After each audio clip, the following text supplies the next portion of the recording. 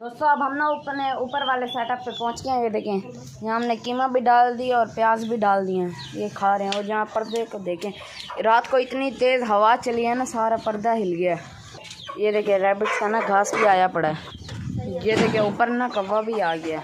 दोस्तों कल मैंने आपको दिया था ना सरप्राइज़, आज देंगे अरीब भाई आपको सरप्राइज़, है ना अरीब भाई? हाँ जी, मैं आपको सरप्राइज़ देता हूँ।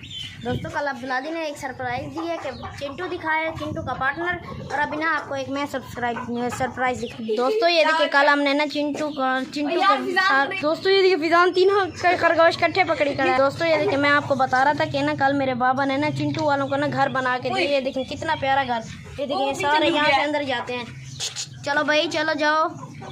दोस्तों जा नहीं रहा, और वो वाला आराम से चला। ये देखें दोस्तों ये भी आराम से चले जाते हैं सारे।